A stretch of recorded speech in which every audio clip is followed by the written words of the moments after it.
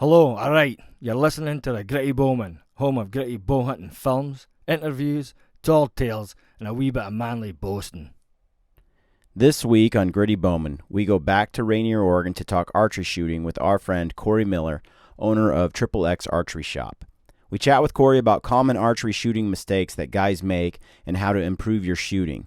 We talk about his struggle with trigger panic, a common problem among avid archery shooters, and Cory tells us some of the strategies he used to overcome the problem. And we talk about buck fever. How do you overcome it, and how do you make that critical shot in the heat of the moment when it's all on the line? I'm Brian Call, and I am your host. My good friend Mark Brownlee is my co-host this week. My brother-in-law Bryce and my brother Brent are behind the cameras. We hope you enjoy the show. If you like the show, please go to our website at grittybowman.com and subscribe to this podcast and tell your mates and pals about us. Do us a favour and please take a moment to leave us a rating or a review on iTunes or on our YouTube channel. Send your questions and podcast ideas to grittybowman@gmail.com. If you're listening to this on iTunes, you can see the video version of this podcast on our website at www.grittybowman.com. All right, we are here at XXX Archery Shop with Cory Miller. We want to ask you about basically archery shooting, how to improve your shot, how to handle crunch time, how to become a better shooter. So you have a lot of experience in shooting, a lot of experience, in tournaments and so forth. So give folks some background on your shooting experience and tell them a little bit about yourself. You've touched on it in an earlier podcast, but do it again for folks who haven't heard, and then elaborate a little bit more on your experience. Okay. Well, I got my first bow when I was 13, just strictly as a hunting tool, and wanted to learn how to hunt and wanted to do it archery. So I'd shot just basic fingers, no sights, bare bow, just learning how to do that. And then within a few years graduated to a release and a sight, and all that stuff was new coming out. And then, I don't know if you'd say made the mistake of going to my first tournament. I didn't realize there was tournaments and competing in archery, so I went to a tournament, and I did fairly well at it, and I seen all the cool. How old were you then? I think at that point I was like 17, or I might have been 18, and I seen all the cool bows, and I said, that's what I want. I want to get a cool looking bow and all this stuff on there and shoot competitively. And so started doing that and got into 3D and got into tournaments, and just kept listening, asking questions, going home and trying what somebody might suggest. Didn't work, this worked, that didn't, this did, until I just kind of finally found what worked for me, and just started learning how to do my own stuff and hanging around good shooters, and everybody kept bugging me about opening my own shop, and so finally I had the opportunity to do it and opened up a shop 10 years ago, and just been going at it. So do you shoot for anybody? I shoot for PSE.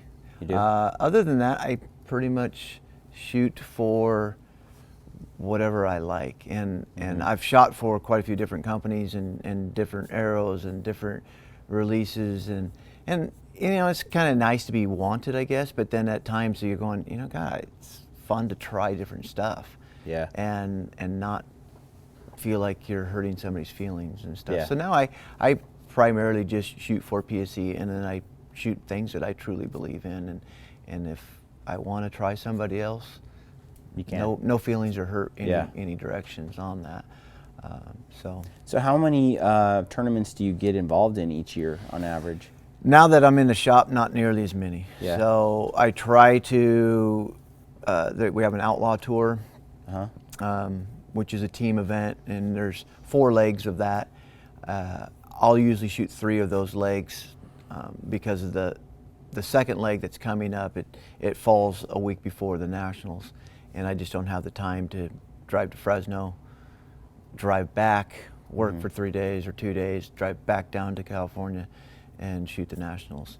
So I'll shoot the Outlaw 2, I'll shoot 3, and they only take our top 3 scores anyway. So I'll shoot 3 of those, and I'll shoot the National Safari Outdoor 3D, and then I'll shoot a handful of local shoots, mainly one day Sundays when I'm closed or something. Supposed to meet some friends at Aberdeen tomorrow, but we'll see what the weather does. Not sure. So you said National, so this is all new to me. So I mean, it's really big then? Yeah, the NFAA has joined up with Straight Arrow Bowman there in California, which is the Reading shoot, the Reading Classic. And that tournament has become so big, it's now a 3-day tournament because we just couldn't get done in time. It would take, we would start at 8 in the morning and we would be walking off the course at dark, and you're just physically and mentally exhausted from the day. And so I think attendance started to almost go backwards because it was just too grueling for people. So now it's a 3-day tournament. The NFA has come in and so now that tournament is their marked yardage 3D national tournament.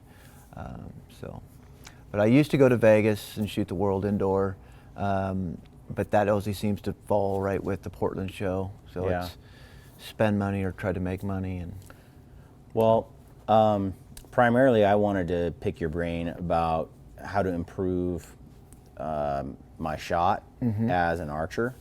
And there's different things that I've been doing throughout the years, but I wanted to get your thoughts on how to become a better shooter, and not just like a target shooter, but a better shooter in the field.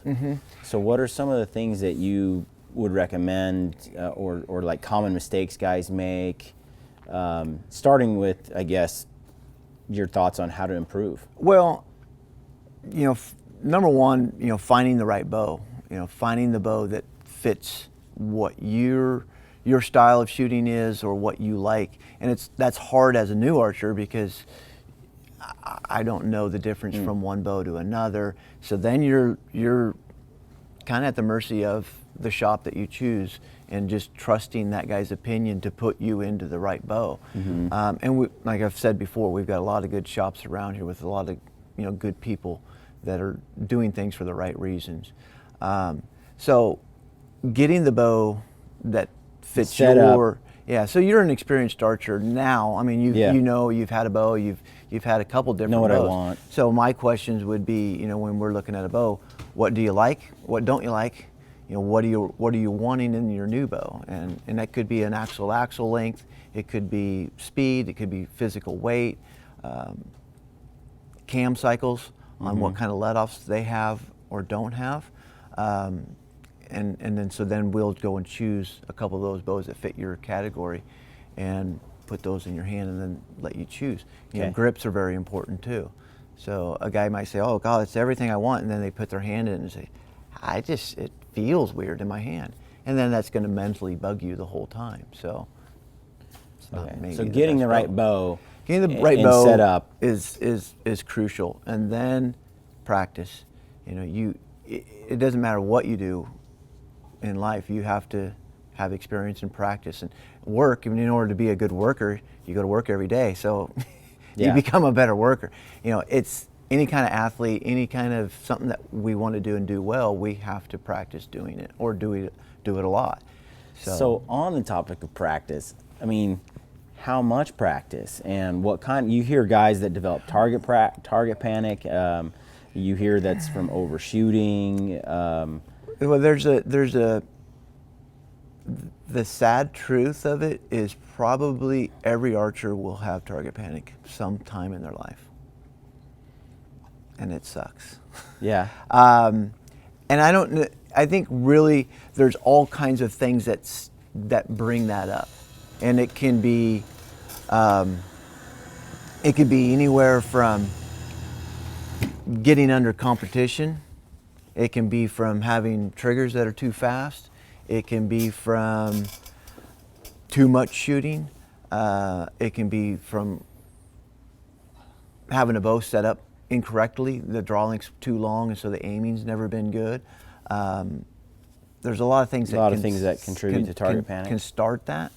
Getting rid of it is a nightmare, but it can be done, and that's where, I mean, for me as a tournament archer, I mean, there was times that it was so painful to shoot that it really was not fun at all. And I went to California, and all the targets have orange dots in the middle of the animals.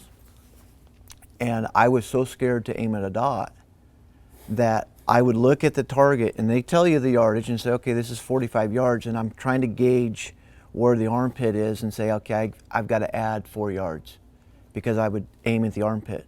If I seen the orange dot, I would freak out. And so I could comfortably aim at nothing and hit the orange.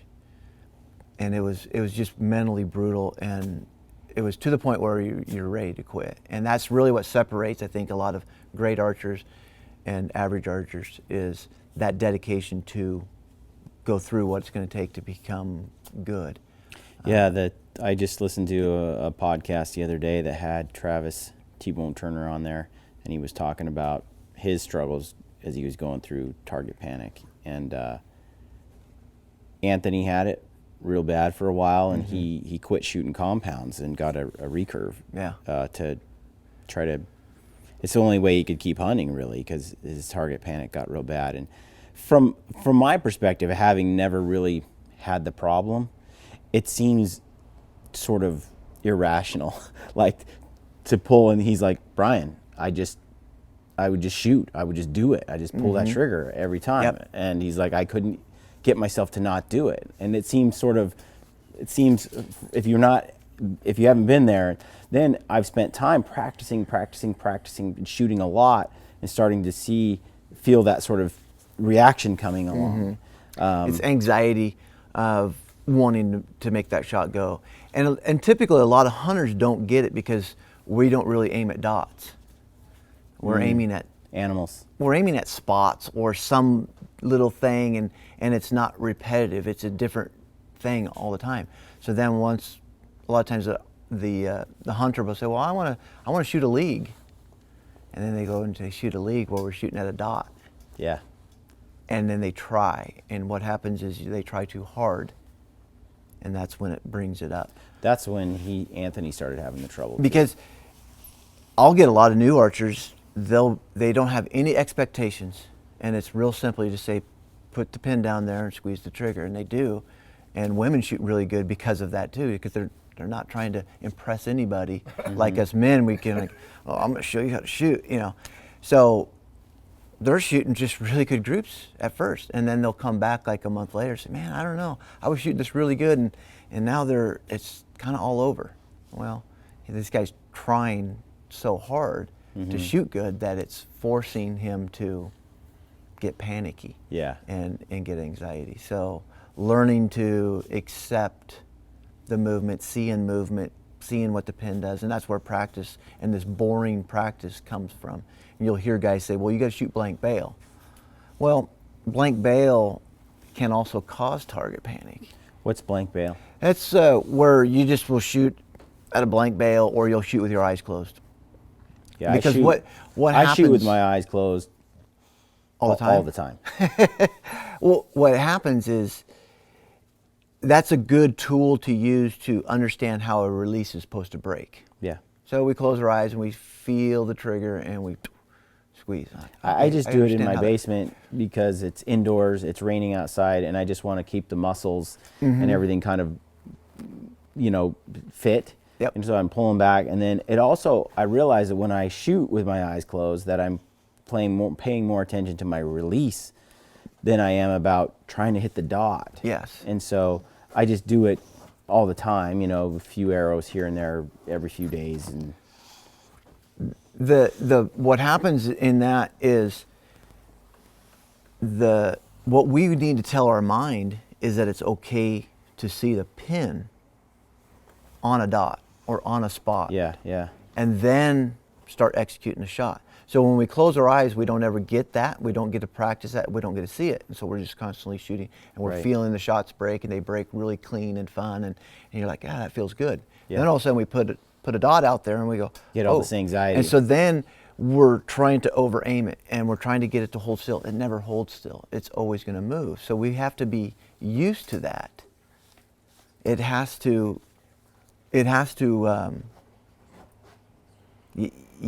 to say it's okay to see movement and squeeze. That's squeeze one thing the trigger. you bring up. Like I read an article years ago, and this is something Anthony explained to me. It was an article by Randy Ulmer, and then Anthony touched on it as well. That just having the pin just drift and float around in the area, he kept saying it doesn't matter if the pin be surprised when the release. When the arrow goes off, be surprised. That was the goal. So just to put a little touch on it. So he's like, you just need to be floating in that area. And it was really hard because I'd move my bow until I got the pin right on the dot and then pull. Yeah.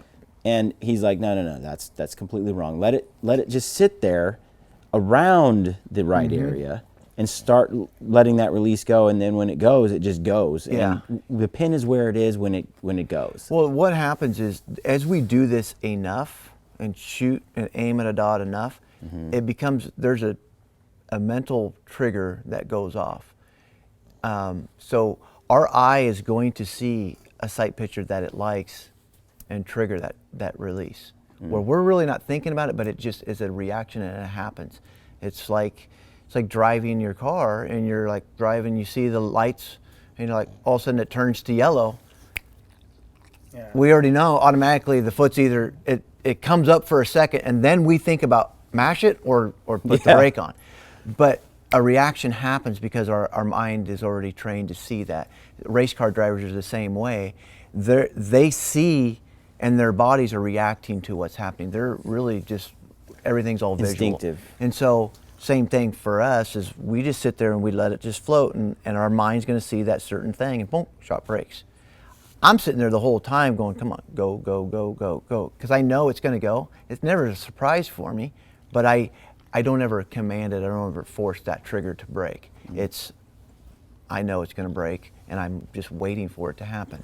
Well, one of the first times I came to your shop and you took my bow out and you shot it better than I shoot it. And then and you had your release and the release you were using was a back tension release. Yes.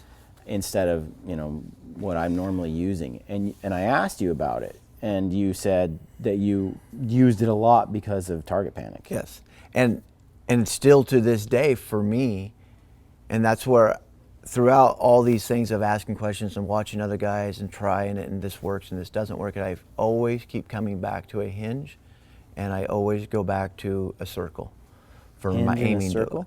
So a hinge meaning my back tension release is a hinge. There's no button, no trigger, no nothing on there. Can you explain that to guys like Mark who So- don't know what that is? So a hinge is basically the release is on mechanical release It's a on the mechanical release string. that we hang on to. That we have a hook that it's on a half moon, and so as we pull, it rotates, and as it rotates, it falls off this, just falls The off hook. the moon, Okay. and So there's no trigger. so there's no trigger. I can't necessarily say now. Like you can see a lot of handheld ones that have a button on the thumb. So we just put our thumb on there instead of like an index finger where we lay our index finger on. Both of those I can cheat. I can say now and now. So it doesn't matter if I'm saying now with my You can thumb or basically- now with my finger. Right, you can pull a trigger. My mind, as soon as I feel a trigger, Yeah. I freeze up. My aiming usually will go poop out of the dot, 6 o'clock out of the dot, and hold there really, really well, and I get anxiety. But the one that you have. When I don't further back have you the pull? trigger, no, I don't pull any further back. I just start pulling, and that's the natural movement of the arm. So as we start pulling, I mean, it's if you think about them, they scare you, because the whole time you're drawing this bow on the edge. Right. Well, that's what I was just Yeah, thinking. it can be scary, but there's new releases out that have safeties on them that work very well, and it's great training tools. And so yeah, we just get back there and I just keep pulling. So when we hear guys talk about certain bows and going, well, I don't like the let off, there's not a valley in that bow. For me, I don't care because I never shoot in the valley. I'm pulling the axles off of a bow every time I shoot it. Yeah, you're not just sitting there, you're still putting tension on it and still pulling through. So like the elites and stuff where we can go back there and I can just like, man, I can hold this bow forever, really loosely. As a hunting bow, that's kind of nice because you never know when that shot's going to happen. So yes, I could be at full draw for a long time and say, oh, here he comes, now my window's here to make the shot. The let off is so great, you can hold it for forever. And 3 minutes, 5 minutes. So that makes it nice, and guys get used to stagnantly shooting. They'll come in and they'll be in a valley and then they command triggers. Yeah. So those bows appeal to those people and they shoot them well. I mean, if your mind's not freaking out while you're doing that, shoot it that way. Everybody's going to be a little bit different. So for me, I don't like a pin or a dot because I see movement. And then I get over anxious and I like, where I shoot a circle. So if you just put a circle with your hand and look at something, like I look at your nose automatically goes in the middle of that circle. And as this moves around, your nose isn't moving, and I don't see a dot moving in and out of your nose. Okay. So it makes my mind say, oh, this is okay. There's nothing really moving. And then I start pulling. But the minute I put a dot on your nose, I stop pulling because I see it move. The minute I put my thumb or my finger on a trigger, things stop for me too. You overcome the mental part of that and shoot. Yes, I've found the things that work mentally for me, and I know there's tools that I could do to fix it, and that's where I say that's where that dedication just says practice. If I really need to shoot a button or a trigger, I need to stand at 5 feet and shoot at a dot. Just work on putting the pin on the middle, squeezing the trigger. Put the pin on the middle and squeeze the trigger. And that's all I'm practicing. And it gets boring and you think, oh, I'm a Superman, I can do this. And the minute you go back to say 50 yards or 20 yards sometimes and you see a little bit more movement, all of a sudden that nice easy squeeze starts stopping on you now, and the panic comes back again and you start all over. And it's a brutally long process. Work through in it. What about when you're hunting? In hunting, because for me, hunting is more of a reaction. I'm not aiming at things.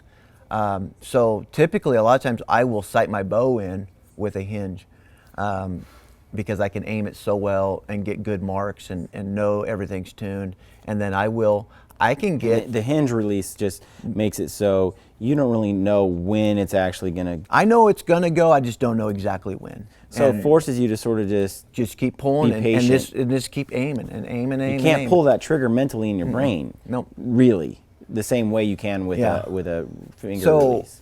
I can, if I get a button, thumb button or an index finger release, I can make some really good shots with it. But the more I shoot it, the more the panic comes. Right. So I'll usually sight in with my hinge and I do everything, and I'll take a couple shots just to make sure things aren't moving left or right with a different release. When it comes to hunting, there's definitely times where you have to punch that trigger. Yeah. So it's like, now right there's the shot, and you gotta hammer that. You can't just be pulling and waiting. Yeah. And then there's going to be other times where it's like, okay, this animal doesn't even know I'm here. I'm just going to execute a good shot, and you want to be able to come in and squeeze, punk, and shoot that shot. Yeah. So I can get by with an index finger. I've shot the buttons out there too, but I'm always scared of dropping them and losing them. We're keeping it on my wrist. Just keep it simple. Well, I mean, this is, for me, I haven't shot anything yet. Now, I believe I got a real good advantage because he taught me how to shoot, and he, after years of experience. I mean, first he had me in the basement, and I was like a foot away from there. I had my eyes closed, and I'm like, why is this tosser telling me to shoot a bow with my eyes closed, right? But after just doing it for a wee bit, you start to realize that with my eyes closed, I was just tink, and I would let it go, everything was great. And then I moved to outside my yard, and then I was starting to shoot out my yard, and then, and then I come here with you, and then I'm all, okay, my bow's working right, because it was me doing it, because you took it and you shot it perfect, right? And then, so I went back, and so that's it, I'm practicing. So I'm out in my bloody yard, and I was out like 3 times a day, going out. I can do that because I'm a trophy husband. But anyway, so I'm out practicing, but then what I started noticing was I was doing that. I was like, boom, and I got worse when I practiced more. Yeah. Why? Well, because there again, you start putting expectations on yourself, like, oh, I'm gonna really put this one in the extra middle. Right. And when you start putting that extra pressure on yourself, you start trying too hard, you start expecting perfect aims, perfect releases, and then that's what happens. So Just psych yourself out. yeah. Some of the best practice I did, in the tournament season was I was working good enough to where I had a lot of time. I wasn't doing this. I was doing a different job where I'd get off work pretty early and I could sit around and watch TV all day. But I was still fighting some panic. So I would step right outside during a commercial and go shoot 3 arrows. Mm-hmm. And I'd go back and I'd watch TV. Oh, it's a commercial. I'd go out and shoot 3 arrows. And I shot 3 good arrows. And I went to the tournaments and I just shot really good. I didn't have this over practice, over analyzing everything type of stuff. But now that I know I'm past my panics, I know what stuff works and where I don't get panic, I need to practice, and I need to practice more and more and more. Right. But there's a lot of people just go shoot arrows, but Yeah, we talked about that earlier. You made a comment. You said we talked about practice, and you said, well, guys go out and shoot their bows. They don't practice. Yeah. What's that? What do you mean by that? So you need to try to identify, like, what do I need to improve on? And if I just go shoot arrows, yeah, you're shooting arrows, but what is causing my misses? Is it my grip? Right. Am I gripping the bow differently? So if that's the case, then I need to go out and I need to practice shooting, but practice my grip. So that's my number one concern when I go to load my bow, is I'm going to get my grip, dunk, and shoot an arrow, and get my grip, and shoot that arrow. So the focus, you're breaking your shot down. The focus is on that grip. And if the focus is that I keep wanting to punch the trigger or I keep slapping the trigger, then we need to focus on feeling the trigger and shooting the trigger. Focus on shooting, practice that part. If it's practice getting my anchor point, because there's some people that say, well, I need this, I need a kisser button, I can't find my peep. Well, if you can't find your peep, honestly, you're doing something wrong. You're not anchoring, you're not drawing the bow the same. So you need to practice drawing your bow. That bow should just go poof, that peep should be instantly there. You shouldn't even have to think about that peep. It should just be there. So if you're having a struggle, where is it? That's what we need to practice on. And even there, you don't need to necessarily shoot the bow. Just stand in your garage, have a target there for safety parts of it, but draw the bow, anchor, let it down. Draw the bow, anchor, let it down. So practice with a purpose instead of just shooting arrows. And we get guilty, target shooters get guilty of it too, is we practice scoring arrows is what we call it. Because we'll come in and we'll shoot a Vegas round and say, oh man, I shot really good today, I shot 300. And then, oh, I shot really bad, I shot a 299 or 298. And instead of saying, well, I shot a 300, but I didn't really execute 30 good arrows. I executed 27 good arrows, and 3 of them I got lucky and they got in there. And so I didn't really do anything but practice writing numbers down instead of saying I need to go practice the release or practice my aim, practice my grip, practice my hold, practice my breathing, whatever it may be. I remember with follow through, like I would grab my bow. As soon as I let the arrow go, my bow would start to fall forward, and I so I sort of had this where I'd be really relaxed into the shot, and then I'd let it go, and I would jerk it at the end. And so then it was a matter of just practicing. And that's where that anticipation of the shots and the subconscious, conscious minds are 2 different speeds. So all of a sudden, we're doing this stuff because we think the shot has already happened and it hasn't happened. And so you'll see these guys go, well, they've shot the arrow through their mind already, but it didn't go off. And so that's what gets those herky-jerky things happening. When I first started shooting, and I remember when I would get on a release and then I expect it to go, and then it didn't go, and you're like, it was a really awkward feeling to have the bow in your hand when it didn't actually shoot. Yeah. So there's a lot that can go into it, but it also depends on where you're wanting to take it.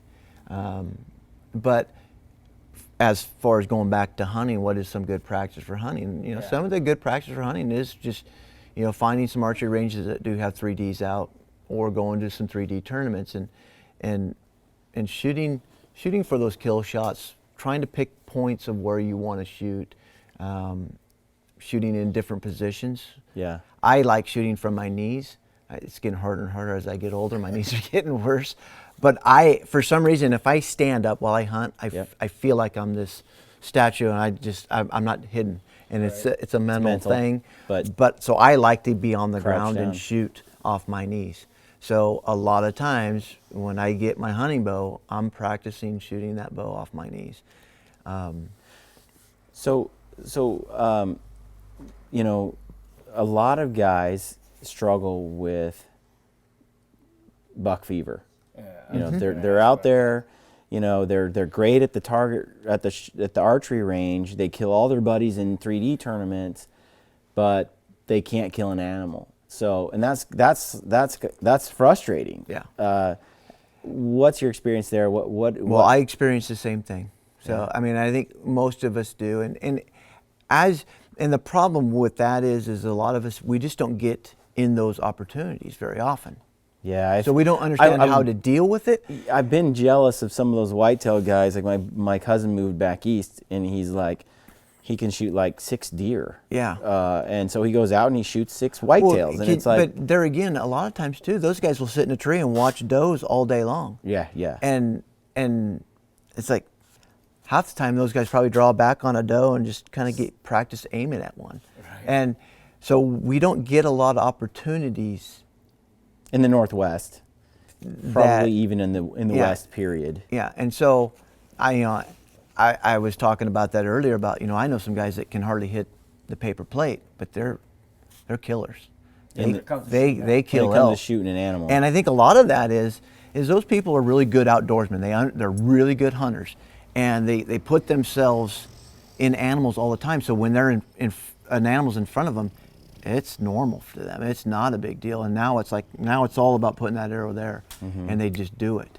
Where a lot of us don't get to see elk very much, and all of a sudden, oh my God, there he is, or a deer, and we freak out.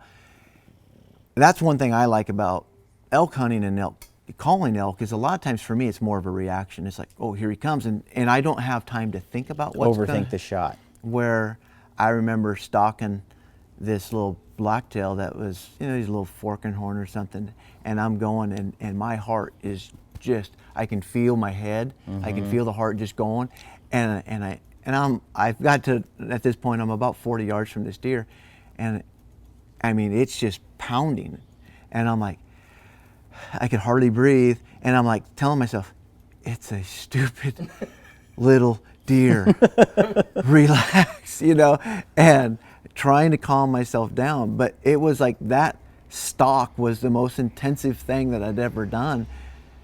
But yet here comes a big old bull elk, and it's like, don't even think about it, don't shoot him. Now once that arrow's in it, it's like freak out time. Yeah, because it just happened. So it depends on the situation for me. That's a good point. I remember, one of my first bulls, I crept up on him from a long way. And I hadn't killed a bull in a long time. I'd killed a spike a little bit earlier, and I put this sneak on this bull from a ways back. I got there, he's on a water hole, I crept up, there he is. Now he's there at like 30 yards in the water hole playing around. So I have him there, and I'm like, well, I'm hemming and hawing over the shot. What angle? Where should I put this arrow? And maybe he'll give me a better shot. Maybe, Yeah.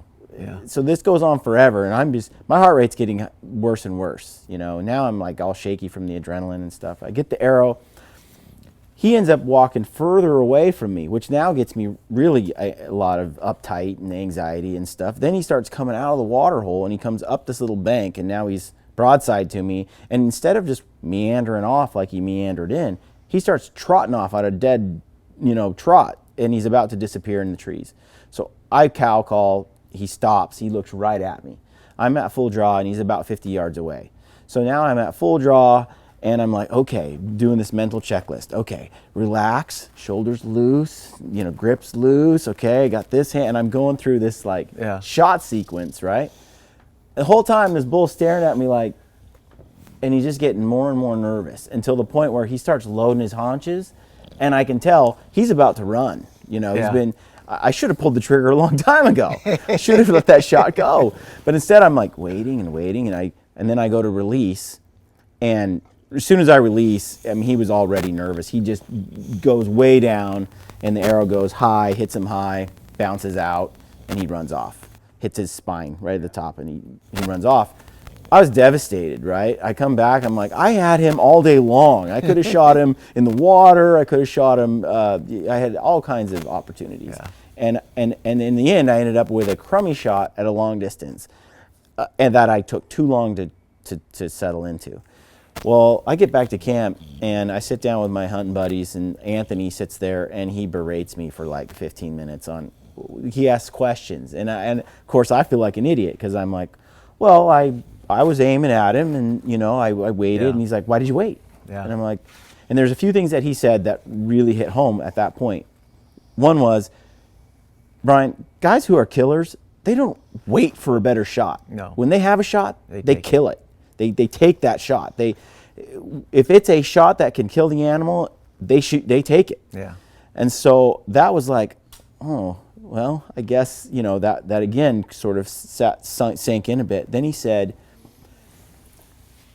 that there's no hesitation. He's like, I don't wonder if I'm going to hit the animal or not.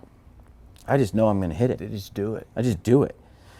So 2 days later, I'm out there, and I feel I'm ticked now. I'm mad at myself, and I'm like, I'll show him. I'll shoot that elk, you know, and stuff. And sure enough, I get a shot at a bull, comes walking in, and my whole attitude on that was completely different. And I drew back, and I just took the shot. You can't be second guessing yourself. It has to be, oh, I'm going to put this arrow right there. I'm going to do this stuff. And that's, you know, that practice of having that confidence and believing. But when you have doubt, you know, it's the same thing in the tournament world. We sit there and say, gosh, I don't know if I can make this shot. That's a long shot. You're not going to aim. You're not going to release you're not going to have that break of the release real good. But if you go, oh yeah, I'm going to own this one.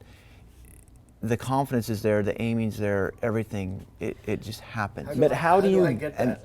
But I was going to say, how do I get that? And the same thing happens in the tournament world is going, God, if I shoot this one, I win. And the same thing happens to us. And I did it. I was guilty of it this year. I was watching this bull, and I'm like, oh my, this is the biggest bull of my life. I've never seen a bull like this. And I'm like, at points, I didn't think anything was going to really come of it. And all of a sudden, oh my goodness, they're coming this way. And when his cow went by me at 25 yards, I'm like, I'm sitting here envisioning my face and this bull on the magazine of Extreme Elk. I'm like, I'm going to kill the biggest bull of my life. That's one of my biggest and he's mistakes. He's going on the magazine, and I'm sitting there playing through my head about how I'm going to tell the story to everybody. And he hasn't even shown himself, and cows are walking by me at 25. But then you're already now all of a sudden I'm thinking about what's going to happen, and the heart starts to go. Yep. But second guessing. He got big for a reason. He felt he could probably hear my heart up there pounding, and he just put the brakes on and stood there quietly. And 20-some minutes, and finally we bugled. He bugled and says, "Oh, that's what I thought." Down out the bottom he went. But how do you get to that point of it? Kind of. I was telling Brian I said, "You're going to get so mad, you're going to kill an elk. I believe it, and you will. You're going to get so like, no, I'm going to do this. I'm so mad. I'm so tired of missing. I'm going to do it, and you will do it." Okay. But don't overthink about, oh my gosh, I'm going, you know, just be confident. I'm going to kill this elk. And hopefully a lot of times it's going to come in. It's going to be a reaction time for you. Okay. It's not going to be, oh, there he is.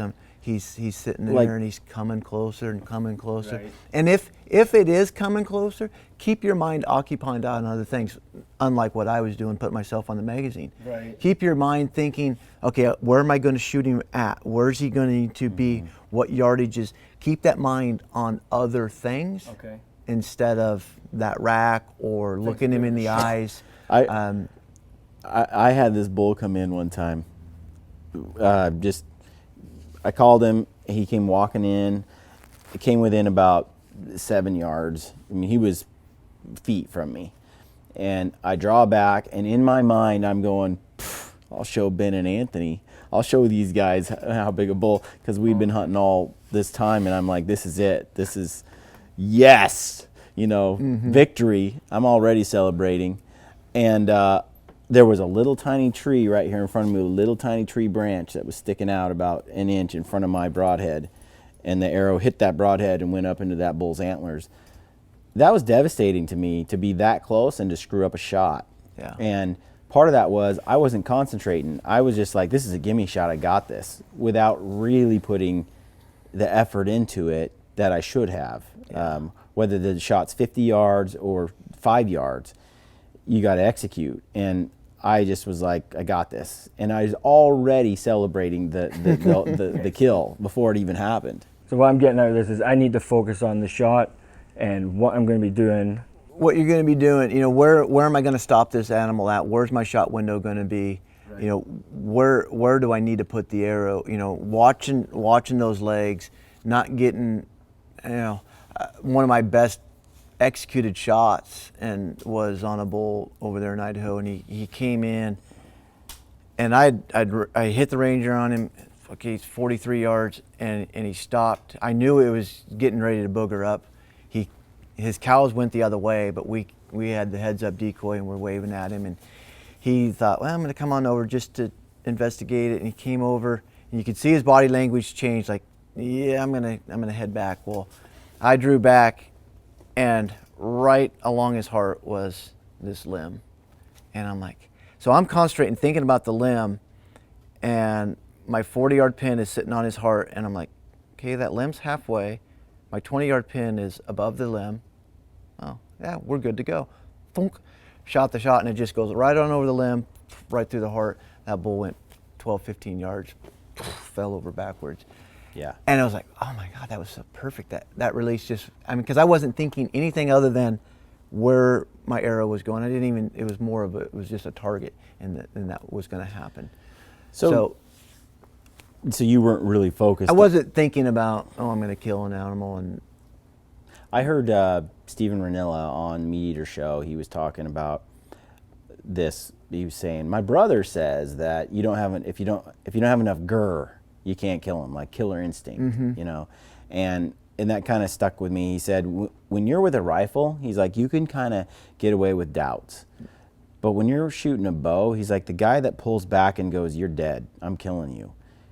That guy's hitting what he's aiming at. He's like, the guy that pulls back his bow, he's like, especially with a bow, this is what he's found. And I agree with this. When you pull back with your bow and you're shooting and you're going, I hope I make it, I hope this happens, I hope I hit it, it's 9 times out of 10 you're not hitting what you're aiming at. Yeah. So but I still get riled up, and about my form and my technique. And so for me, and I think a lot of guys, you'll hear the guy saying, oh man, I mispinned him at 30, he was 25 or 30 yards, and I shot him for the wrong pins. And I'm like, you don't miss an elk. Yeah. They're huge. All your pins were probably in that animal, and you still missed him. Right. So mispinning really doesn't come into play. You freaked out. Yeah. So that's hard to a lot swallow of times, at 30 yards yeah. or 20 yards that you missed. A lot of times I think guys don't even look through the peep. Yeah. So and I'm still, so for me, when I'm like, oh, here we go, that's the first thing I'm saying, look through the peep, look through the peep, look through the peep. I'm constantly reminding myself to look through that peep. One of Anthony's cues because I think a lot of times we're so wide-eyed, and we're just like, oh, there he is, and then we see pins in fur, and boom, we hammer the trigger, and we weren't even in our This is the pins and the peep. Like last year when I come here and I was shooting, the one thing you noticed was me looking through that little peep, and you put a bigger peep in there for me, and I went home. It was like you said, back, and I was already looking through the peep, and then it was okay, and bang. Yeah. One thing that I found, and Anthony's kind of drilled this into me, was pick a spot. Mm-hmm. And that really started to help me, because I would realize, he's like, well, where were you aiming? Exactly where were you aiming? And I was like, I was aiming at the body. So I pulled back and I aimed at the whole body. Well, and when we started looking at charts, and I looked at where the heart was inside an animal and where the lungs were and the liver was, and I started aiming for specific organs within that animal. Yeah. All of a sudden, my success on killing animals went way up, and it's sort of it seems like a no-brainer in one sense. You just aim for the behind the shoulder. Yeah. But once I started to really focus on where exactly I wanted to put that arrow, I think that was one of my biggest things. Is I always tried to, like, I had to be so close to the shoulder, and it got me into more trouble than anything. And there's not much room for error if you're all the way over. Yeah, forward. Those lungs go way back there. They do. Shoot them in that plate. Shoot them back there. The paper plate. That area back there. Where it really starts coming is on those frontals or those quarter toward you shots. Then you're really looking at bone structure and muscle structure and saying, where can this arrow go? And there's definitely times where it can go there and it's going to kill them. And there's definitely times where it's like, I got nothing. You're just going to have to wait for that thing to move. Yeah. That was one of my biggest mistakes on a bull over in the strawberries. And this bull comes screaming across and he stopped, and I drew back on him, and I had this one little pull, and it was right in the crease of that shoulder. And I'm like, God, I need to see the crease. And so I leaned over, and I could see the crease, bonk, dong, right into that tree. And I'm like, oh. The bull turns around and stops and stands there wide open. I'm like, you're going to give me number 2. I'm going to kill you. And so I loaded up, but now I'm in panic mode. And so I come in, put the pin on him, and I get about 2 inches. I hit him right smack in that shoulder. And I didn't look. He curled that front back leg, that front leg way back. And I didn't look at that. And, I was just more about, and that bull ran down there bugling daddy's cows, herded him up, and, my arrow went in, like I said, 2 inches. And so the good thing was that it didn't kill him, but it hurt me more than I had him dead to rights on the first shot, and I should have shot him, instead of trying to see that shoulder crease, like I said, it's got me into more trouble. Should have just shot him right in the middle of the lungs and been done with it. And then the panic set in. But typically if a bull is going to give me 2 shots, the second one, like I said, I'm pissed now, and I'm going to kill that elk. Different attitude. Oh yeah, it's game on instead of. That's how I felt too. So you're gonna. It takes more than anything, shot opportunities have helped me become a better. Shot opportunities on animals has helped me handle that situation more than anything else. Yeah. Getting there, succeeding, and. Well, and honestly, if your heart's not pounding. Yeah. Oh, for sure. So don't think I gotta take that away, because you need to really learn to embrace it, and that's where tournament stuff helps us. Is because during the ends, the heart is changing. Our pressure, our mind thought is racing, and so we learn how to shoot in those circumstances. Do you recommend guys do tournaments? Does it translate well into shooting a live animal? For me, it just becomes, the more I shoot my bow, it's just secondary. It's a reaction. I just do it. I don't think about it. Yeah. And that's the one thing though with a traditional bow. I'd like to go kill a bull with a traditional bow, but I don't have the time. Yeah. You do definitely on that. You have to spend time behind that bow. It's a different ball wax there. Yeah. But I don't know if you can. Whether or not somebody should shoot tournaments or not, I'd say yes, just because it gets you shooting. It's kind of like, should I buy a new bow? Yeah. Because to me, the one thing that a new bow does, motivates you. Exactly. And it rekindles that fire in your brain of going, well, we're going to bring old Betty out, a month before season, and thunk, 30 yards, right in the bullseye. Yep, just like I left. And they go put it back in the closet. Right. Well, yeah. Things aren't always that easy, and that first shot sometimes is just easy. Now shoot another one there, and then the guy's a foot off, and but he comes in, he buys a new bow, and it's like, man, this bow's so cool, and he's excited to play with his new toy. He's out there shooting more. If you shoot more, you're just going to be better. That's all there is to it. On that note, you see a lot of guys come in and out of the shop all year long. Mm-hmm. What would you say is like the top 2 or 3 shooting mistakes you see guys make?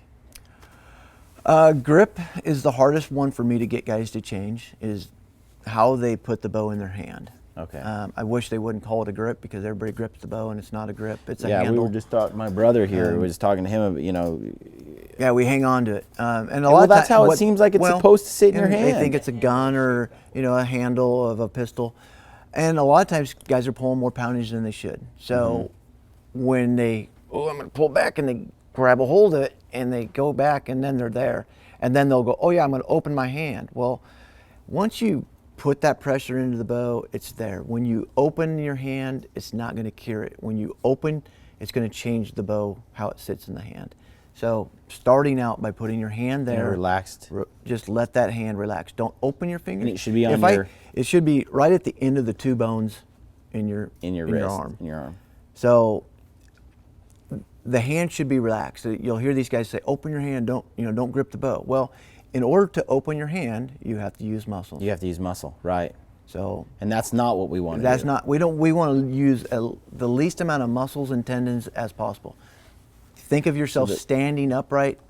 No muscles really engaged. Everything's relaxed. Right. But we're using a bone-to-bone-to-bone contact and allowing us to stand. So that bow's just up against your bone. The bow's going to push on the end of the bones to the elbow to the shoulder. So when draw length is wrong, that shoulder can come out or come up, and that's also, it can come up on the way we draw the bow. So grip is the hardest thing I see. Yep. Other than that, sometimes it's draw lengths for some people, but realistically, draw length just helps you get into better form. And form is what we talk about. This is how you should be set up. And the reason we say that is that it's going to be the easiest consistent thing to do. Doesn't mean it's right. And watching a guy swing a golf club, and you can watch some guys swing really bad, but they do it the same every time. So when we say this is how we should look at full draw, and the reason we say that, because that's going to be the easiest repeatable way. But if you lean back all the time, and you lean back all the time, it doesn't matter. You don't need to be standing straight up all the time. Yeah, it's just typically it's repeatable. That's how we do. It's sort of like a golf swing or shooting a basketball or something like that. Unorthodox ways of doing it, as long as you do it the same. Right. And that's where shooting your bow comes into play. What I found, and this is, if the better, there is a more established form where you can perform that movement with the least, in the most relaxed way, the most loose. Well, that's where, like peep heights, when I draw a bow, my head is upright just like I walk around or I sit up and talk to people. So when I draw my bow, boop, my peep is there. And I watch other people, they draw their bow and then they get down into here. Well, yeah, you can get down in there, but it's hard to repeat that because you're not normally doing that. Same thing with bending the elbow. We don't stand squatted all the time. I can squat, yes, but I don't. That's not natural. So it's harder to repeat. You're having to do one extra step. The more unorthodox things you put into the shot, the more that you're going to have to practice doing it the same every time, all the time. Because there is a natural movement. Our body mechanically moves a certain direction. A squat done really well is well executed squat is different than a squat performed really badly. And so if you're going to repeat that movement over and over again, doing it the way the body is most mechanically engineered to do that is going to give you the most repeatable results. Yeah. Plus, what about like injury? You hear a lot of guys talk about getting into all these shoulder problems and body problems from shooting bows. Yeah, and some bows do have more recoil to them, and it's not that it's like wow, a huge amount, but they do. They just the way the bow itself moves and shoots, it can cause some tennis elbow into that bow arm, but mainly rotator cuffs problems, and that's guys overdrawing too much poundage, and that's what the gyms are for, to go show how strong you are. It's not in the archery part of it. Yeah. And a lot of us still think, oh, I'm hunting elk and I need 75 or 70 pounds or 90 pounds. I don't care. Shoot where you're comfortable, and if 90 pounds is comfortable, great, do it. But don't feel like you need to. Yeah. Almost the last 5 years, I've been shooting 60, 62 pounds. And just almost exactly what I shoot tournaments at. It's just a lot easier to make a good shot than, you're going to gain a little bit of penetration. Yeah. It's not. What I've noticed on poundage, I like pulling a heavy bow, and I have so I have like 70 something on my bow when I'm hunting elk, but shooting out of a tree stand in late blacktail season, when it's cold and there's snow on the ground, and I'm bundled up like the Stay Puft Marshmallow Man, it's hard. It's hard to hold that much poundage back. And with all that gear on and clothing. I went to Texas with a 75-pound bow and shooting it out of a tree, and I barely got that bow back. Yeah. And I'm like, never again. Yeah, I was like shocked. I was like, from on the ground, it's not a problem. Yeah. But in a tree and with weird angles and all the clothes on, I realized it was a lot harder to take that shot with a high poundage bow. That I was much more accurate when I was shooting a 60-pound bow at blacktail, which is way more than I need. The bows are so efficient nowadays. We don't need it. Yeah. So it just makes it easier. But. Well, thanks for talking to us today. Thanks for coming out. Yeah, appreciate it a lot. Now I got to go to work. Yeah, it's about 9 o'clock and the bow shop is open. Yeah. So let's start playing with some bows. Thank you. Thank you guys. That's it for this episode of The Gritty Bowman. We hope you enjoyed the show. We want to thank Cory Miller for taking the time to visit with us. If you're in the need for archery equipment, be sure to give XXX a call. XXX is now a limited distributor for Kifaru International, and if you live in the Northwest and you want to try one of these packs before pulling the trigger on one, go to XXX. Be sure to check out our website for the show notes for this podcast, and as always, be gritty.